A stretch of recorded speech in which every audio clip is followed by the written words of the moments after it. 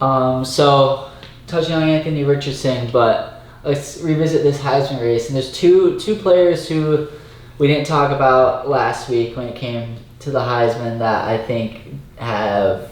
It's obviously super early, but just early off have put themselves in that conversation so far. One is Anthony Richardson with his week 1 performance. Didn't do a whole lot through the air, only 168 yards, but over 100 yards rushing, 3 touchdowns, all were rushing, 0 interceptions. He took care of the ball, and then a 94.8 QBR, which was, I believe, just inside the top 10 for the week in terms of QBR.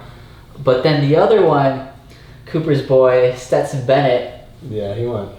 Yeah, that was he crazy. pretty good. Oregon. He did. If he over 350 yards, I think he had the second highest QBR rating on the week. Yep. Only 2 touchdowns, but or ran the ball. Yeah. A lot.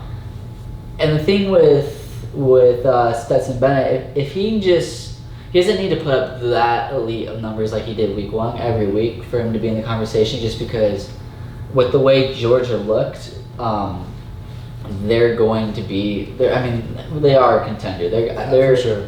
For me right now, Alabama and Georgia are on another level compared to everyone else. So just being on a team like Georgia and having that success will help him if he keeps putting up great numbers and to stay in the Heisman race. Mm-hmm.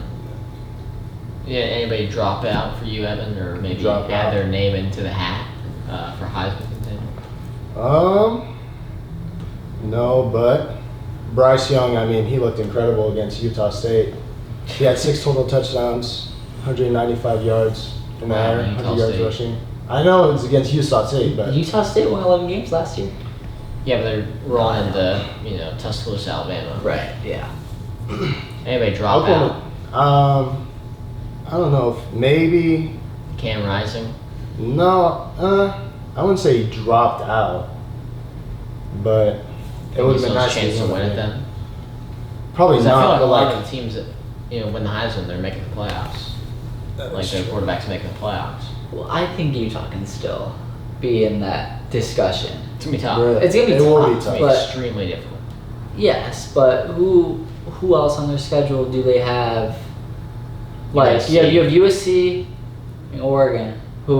Oregon, we have a lot to learn about them apparently, because either Georgia's just really good and that's why they look like a Division III team, or they just are not a good team. Well, let me say this.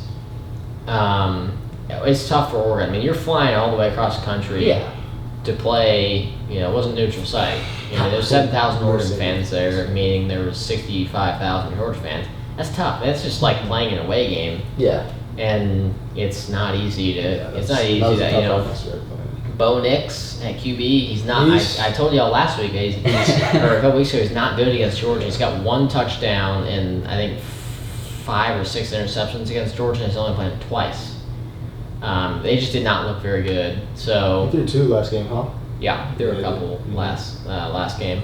I don't think that Stetson Bennett necessarily will win the Heisman because Georgia run the ball so effectively that it kind of takes the load off them. And some of these bigger games, if it's not working out, just run the ball. Like we don't have to throw for 350 and 2 touchdowns. We can just run the ball. So I don't think he'll win the Heisman personally, but I think Anthony Richardson definitely put his name in the hat there for sure.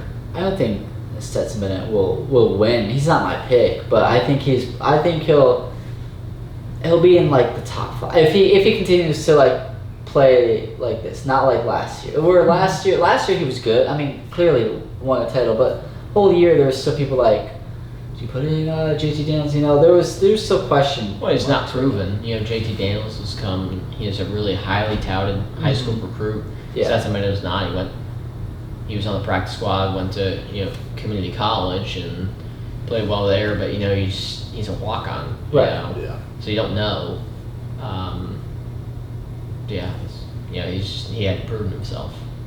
But now he has. And I feel like people still underestimate him. And They should. a lot of Georgia fans are still kind of angry about it, but he's a good quarterback. Yeah, I don't understand if you're a Georgia fan how you can be angry with him when he Helped us you win national title. got a national title with him. Like, there's no need to shuffle around quarterbacks if you already won a title with them. Absolutely not. Yeah. So C.J. Stroud, here's the thing.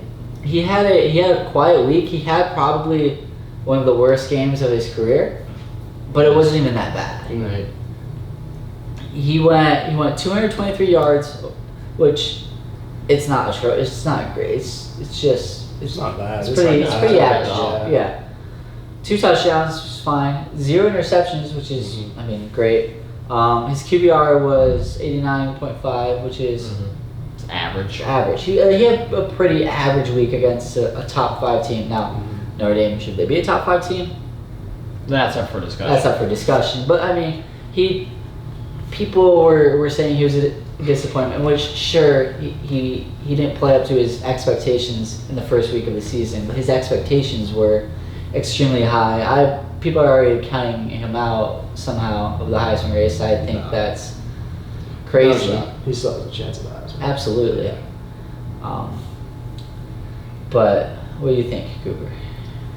I think that Notre Dame's defense is actually good. Marcus Freeman is a fantastic defense coordinator, now he's head coach. I think he deserves a lot of credit for what he does. Yeah, they're impressive. And I think that we've learned that over the past couple of years that Ohio State struggles in non-conference games at home. In bigger non-conference games at home. Like last year they lost to Oregon at home. They've struggled there before against other non-conference opponents. Cincinnati a couple of years ago, they struggled against Cincinnati at home early in the season. So I really look too much in it. I think Notre Dame, I hate to say it, but they got to add a little respect because they played really well. They did. And I myself included, didn't really think that Notre Dame had a flying chance in this game. I thought it was gonna be a blowout, and they proved a lot of people wrong. But Notre Dame will probably end up doing what they always do and struggle throughout the season. But I give Marcus Freeman a lot of credit. He prepared his team very well, defense especially, and C.J. Stroud, he was under a lot of pressure. Pocket was collapsing a lot, and he composed himself, played well. Didn't throw a lot of picks for how much he got pressured. I thought he played well for how much time he had and the way the game was going.